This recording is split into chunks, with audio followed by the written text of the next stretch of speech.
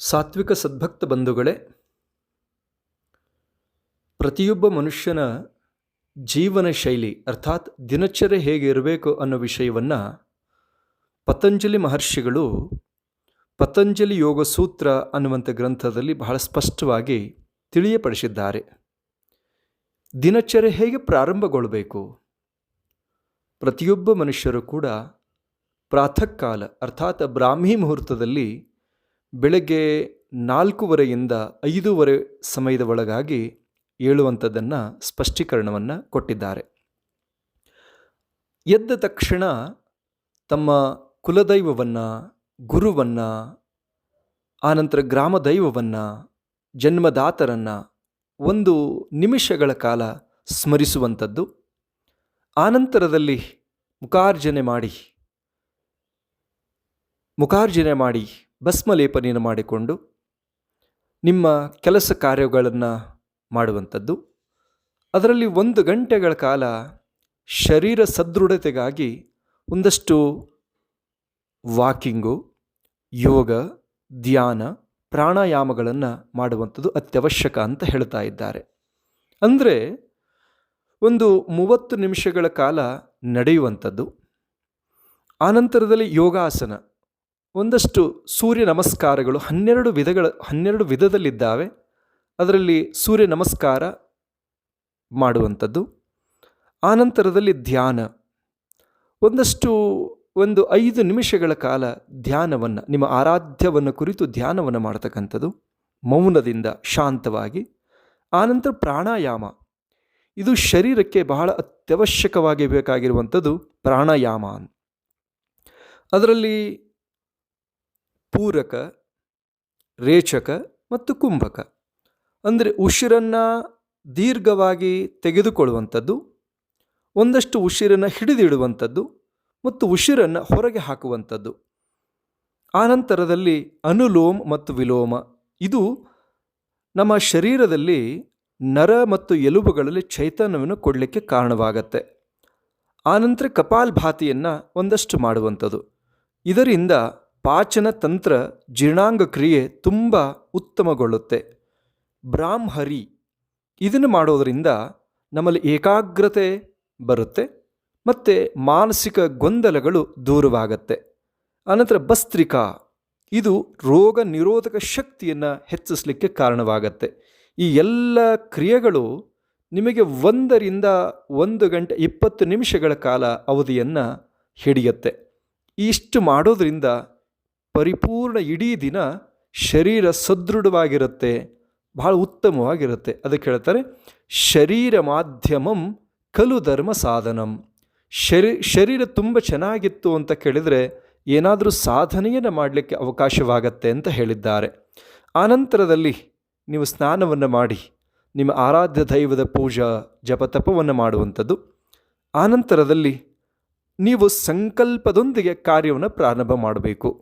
ಸಂಕಲ್ಪ ಶಕ್ತಿ ಜಗತ್ತಿನಲ್ಲಿ ದೊಡ್ಡ ಶಕ್ತಿ. ಅದಕ್ಕೆ ಹೇಳ್ತಾರೆ ಇಳಿಮುಖವಾಗಿ ಹರಿಯುವಂಥ ನೀರನ್ನು, ದೃಢ ಸಂಕಲ್ಪವನ್ನು ತಡೆಯುವಂಥ ಶಕ್ತಿ ಜಗತ್ತಿನಲ್ಲಿ ಯಾರಿಗೂ ಇಲ್ಲ ಅಂಥೇಳಿ. ಅಂಥ ಸತ್ಯ, ಶುದ್ಧ, ತ್ಯಾಗಶೀಲ ಸಂಕಲ್ಪದೊಂದಿಗೆ ನಿಮ್ಮ ಕ್ರಿಯೆಗಳು ಪ್ರಾರಂಭವಾಗಬೇಕಾಗತ್ತೆ. ಭಗವಂತನ ಸಾನ್ನಿಧ್ಯದಲ್ಲಿ ಅಂಥ ಶುದ್ಧ ಸಂಕಲ್ಪವನ್ನು ಮಾಡ್ಕೋಬೇಕು. ಆನಂತರದಲ್ಲಿ ಫಲಾಹಾರ, ಬೆಳಗಿನ ನಾಷ್ಟ ತಗೊಳ್ತಕ್ಕಂಥದ್ದು, ಸಾತ್ವಿಕವಾದ ಆಹಾರವನ್ನು ತಗೋಬೇಕು. ಅಂದರೆ ಅನ್ನಮಯಮ್ಮೆ ಸೌಮ್ಯ ಮನಃ ಅಂತ ಹೇಳ್ತಾರೆ. ಮತ್ತು ಹೇಳ್ತಾರೆ ಜೈಸ ಅನ್ ವೈಸ ಮನ್ ಅಂತ ಕರೀತಾ ಇದ್ದಾರೆ. ಬೆಳಗ್ಗೆ ಹೋಟೆಲ್ಲು ಅದೆಲ್ಲದಕ್ಕಿಂತನೂ ಮನೆಯಲ್ಲಿ ತಯಾರಿಸಿದಂಥ ರುಚಿಯಾದ ಸಾತ್ವಿಕ ಭೋಜನ, ನಾಷ್ಟ, ಫಲಾಹಾರವನ್ನು ತಗೊಳ್ತಕ್ಕಂಥದ್ದು. ಆನಂತರ ನೀವು ನಿಮ್ಮ ನಿತ್ಯ ಕ್ರಿಯೆಗಳನ್ನು, ಕೆಲಸ ಕಾರ್ಯಗಳನ್ನು ಮಾಡಲಿಕ್ಕೆ ಶುರು ಮಾಡಬೇಕು. ಇದರ ಜೊತೆಯಲ್ಲಿ ಹೇಳುವಂಥದ್ದು ಏನು ಅಂತ ಕೇಳಿದರೆ, ತಮಗೆ ತಾವು ಮಾಡುವಂಥ ಯಾವ ಕೆಲಸ ಐತೋ ಅದನ್ನು ಪ್ರಾಮಾಣಿಕವಾಗಿ ಮಾಡಿರಿ, ಅದನ್ನು ಮನಸ್ಪೂರ್ವಕವಾಗಿ ಮಾಡಿರಿ, ಅದರಲ್ಲಿ ಪರಿಪೂರ್ಣ ತಲ್ಲೀನರಾಗಿ ಮಾಡಿರಿ. ಅದನ್ನು ನಿಮ್ಮ ಆತ್ಮವೂ ಒಪ್ಪುತ್ತೆ, ಪರಮಾತ್ಮನು ಅದನ್ನು ಸ್ವೀಕಾರ ಮಾಡ್ತಾನೆ. ಆನಂತರದಲ್ಲಿ ಮಧ್ಯಾಹ್ನದ ಊಟವು ಕೂಡ ಮನೆಯದ್ದೇ ಆದರೆ ತುಂಬ ಉತ್ತಮ. ಅದು ಸಾತ್ವಿಕವಾಗಿರಬೇಕು, ಶುದ್ಧವಾಗಿರಬೇಕು ಅನ್ನುವಂಥದ್ದು. ಆನಂತರದಲ್ಲಿ ಅವಕಾಶ ಸಿಕ್ತು ಅಂತ ಕೇಳಿದರೆ ಒಂದು 10ರಿಂದ 15 ನಿಮಿಷ ವಿಶ್ರಾಂತಿ. ನಂತರದಲ್ಲಿ ಹೇಳ್ತಾರೆ ಮತ್ತೆ ಮುಂದಿನ ಕೆಲಸವನ್ನು ಪ್ರಾರಂಭ ಮಾಡತಕ್ಕಂಥದ್ದು. ಆನಂತರದಲ್ಲಿ ಸಂಜೆ ಸಮಯದಲ್ಲಿ ಒಂದಷ್ಟು ಏನಾದರೂ ಫಲಹಾರವನ್ನು ತಗೊಳ್ಳೋಕೆ ಅವಕಾಶ ಇದ್ದರೆ ತಗೊಳ್ಬೋದು. ಆನಂತರದಲ್ಲಿ ನಿತ್ಯ ಕ್ರಿಯೆಗಳನ್ನು ಮಾಡುವಂಥದ್ದು. ಜೊತೆಗೆ ರಾತ್ರಿ ಊಟ ಹೇಗಿರಬೇಕು ಅಂತ ಕೇಳಿದರೆ ಬಹಳ ಸಂಕ್ಷಿಪ್ತವಾಗಿರಬೇಕು. 8 ಗಂಟೆ ಒಳಗಾಗಿ ಊಟವನ್ನು ಮಾಡತಕ್ಕಂಥದ್ದು ಅತಿ ಉತ್ತಮ ಅಂತ ಹೇಳಿಕೊಂಡು ಬಂದಿದ್ದಾರೆ. ಈ ಊಟದ ವಿಷಯದಲ್ಲಿ ಬಹಳ ಒಂದಷ್ಟು ಕಿವಿ ಮಾತನ್ನು ಹೇಳಿದ್ದಾರೆ. ಏನು ಅಂತ ಕೇಳಿದರೆ, ನೀವು ಊಟವನ್ನು ಮಾಡುವಂಥ ಸಮಯದಲ್ಲಿ ಪರಿವಾರದ ಜೊತೆಗೆ ಒಂದು ಹೊತ್ತಾದರೂ ಊಟವನ್ನು ಕೂತೆಲ್ಲರೂ ಮಾಡಬೇಕು ಅಂತ ಹೇಳ್ತಾರೆ. ಆನಂತರದಲ್ಲಿ ಊಟವನ್ನು ಮಾಡುವಂಥ ಸಂದರ್ಭದಲ್ಲಿ ನೀವು ಟಿ ವಿಯನ್ನು ನೋಡ್ತಕ್ಕಂಥದ್ದು, ಮೊಬೈಲನ್ನು ನೋಡ್ತಕ್ಕಂಥದ್ದು, ಯಾವುದೋ ಅನ್ಯ ವಿಷಯಗಳ ಬಗ್ಗೆ ಚರ್ಚೆಯನ್ನು ಮಾಡ್ತಕ್ಕಂಥದ್ದು ಬೇಡ ಅಂಥೇಳಿ ಅವರು ಬಹಳ ಸ್ಪಷ್ಟವಾಗಿ ಹೇಳ್ತಾರೆ.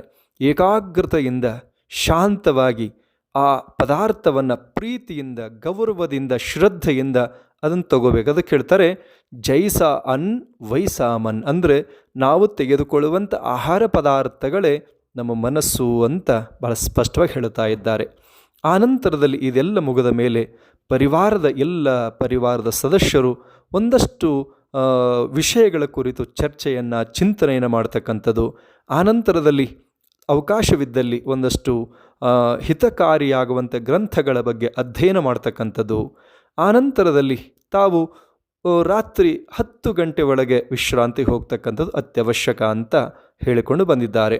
ವಿಶ್ರಾಂತಿ ಹೋಗೋ ಪೂರ್ವದಲ್ಲಿ 1 ಗಂಟೆ ಮೊದಲು ಮೊಬೈಲನ್ನು ಬಂದ್ ಮಾಡಬೇಕು ಅಥವಾ ಸೈಲೆಂಟಿಗೆ ಹಾಕ್ಕೊಳ್ಳಿ.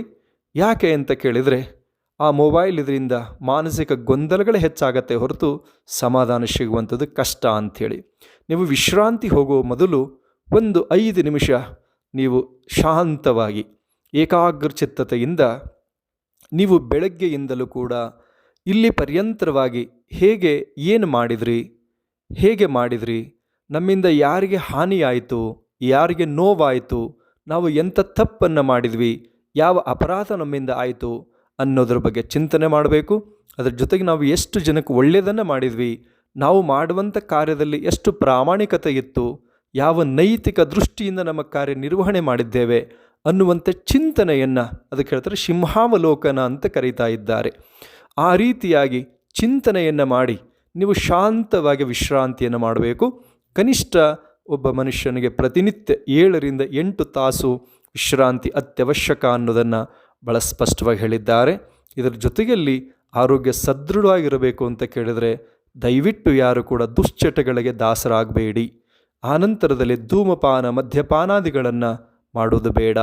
ಆನಂತರದಲ್ಲಿ ಕೆಲವರು ಈ ಸ್ಪೆಟ್ಟು, ಓಶಿ, ಇನ್ನು ಕ್ರಿಕೆಟು, ಬೆಟ್ಟಿಂಗು ಇವೆಲ್ಲವನ್ನು ವರ್ಜಿಸಬೇಕು. ಹಾಗಿದ್ದಾಗ ಮಾತ್ರ ಸಮಾಧಾನ ಸಿಗಲಿಕ್ಕೆ ಸಾಧ್ಯ, ಇಡೀ ಪರಿವಾರ ಸುಖಮಯವಾಗಿ ಇರಲಿಕ್ಕೆ ಸಾಧ್ಯವಾಗತ್ತೆ ಅಂತಕ್ಕಂಥ ವಿಷಯಗಳನ್ನು ಪ್ರಸ್ತಾಪನೆ ಮಾಡ್ತಾ, ಇದು ಪತಂಜಲಿ ಮಹರ್ಷಿಗಳು ಹಾಕಿಕೊಟ್ಟಂಥ ಸೂತ್ರ. ಇದನ್ನು ಪರಿಪಾಲನೆ ಮಾಡಿದಲ್ಲಿ ನಿಜವಾಗಿಯೂ ಕೂಡ ಪ್ರತಿಯೊಬ್ಬ ಮನುಷ್ಯನು ಸುಖವಾಗಿ, ಸಮಾಧಾನವಾಗಿ, ಆನಂದವಾಗಿರಲಿಕ್ಕೆ ಸಾಧ್ಯವಾಗತ್ತೆ ಅನ್ನುವಂಥ ವಿಷಯವನ್ನು ಪ್ರಸ್ತಾಪನೆ ಮಾಡ್ತಾ ಈ ಸಂದೇಶಕ್ಕೆ ವಿರಾಮ ಕೊಡ್ತೇವೆ. ಓಂ ಶುಭಂ ಭಯಾತ್.